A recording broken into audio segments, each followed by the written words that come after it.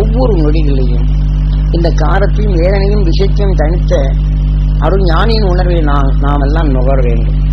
அது நுகருக்குண்டான சக்தி நமக்குள்ள வேண்டும். இதுக்குதான் உங்களுக்கு அடிக்கடி உங்களுக்குள் அந்த துருவ மகிழ்ச்சினா சக்தியை பதிவு செய்யும்.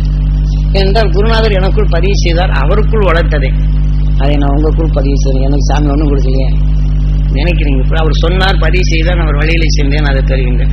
அவர் பெற்ற நிலையை சொல்ல பெரிய அந்த உணர்வின் தன்மையை கொண்டு வருகின்றேன், உங்ககிட்ட செலுத்துறேன். நீங்கள் தீமையை அகற்றி வைத்து சந்தோஷமான செய்தால் அந்த உணர்வு எனக்குள் வந்து எனக்குள் சந்தோஷப்படைச்சு நான் கஷ்டப்பட்டேன், எடுத்தேன், உணர்வை அறிய செய்தார். உங்கள் அறியாத துன்பங்கள் வருகின்றது. இது வாய்மொழியாக நாம் கண்ட உண்மையின் உணர்வை பதிவு செய்கின்றேன்.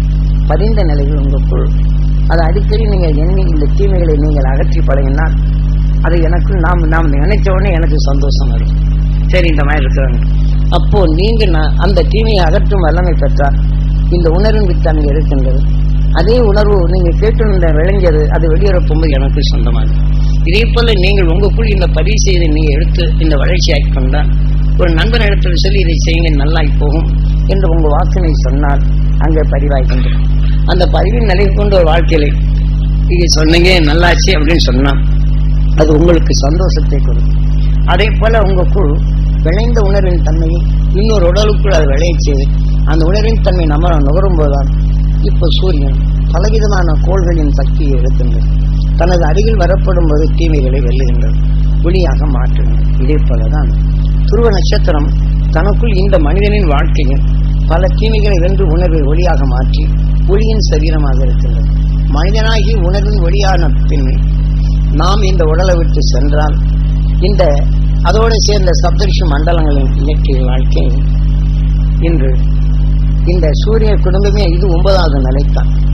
இந்த கணவனும் மனைவியும் தண்டர கலந்து உணர்வின் தன்மை விளைவிக்கும் பருவத்தை அடைந்து விட்டால் நுகர்ந்த உணர்வுகள் அந்த ஒளியாக மாற்றும் திறன் வந்துடும். அந்த திறன் வந்துவிட்டால் அந்த உணர்வின் சத்தை நாம் ஒளியாக மாற்றி அகண்ட அண்டத்திலையும் எல்லையே இல்லாது இருக்கின்றது. அகண்ட அண்டத்திலையும் இதன் உணர்வு நுகர்வு சக்தி கண்டு எண்ணும் 16 என்று அகண்ட அண்டம் பெரிது, அதில் நம்ம வளர்ச்சியின் தன்மை சிறிது. ஆகவே இதனை வளர்ச்சி வரும்போது எண்ணும் 16 என்ற இளமை பருவத்தில் இருக்கிறார். எண்ணும் 16 என்று இதை கூறுவது.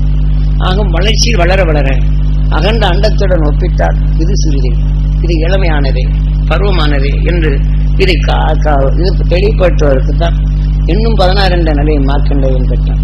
அந்த மார்க்கண்டேயன் யாரு? துருவ நட்சத்திரம் என்ற நிலையை இன்னும் 16 என்ற நிலைகளை அது வளர்ச்சி பெறுகின்றது. அதன் வழிகளில் சென்றவர்கள் அனைவருமே இன்றும் அதை நிலைப்படுகின்றனர்.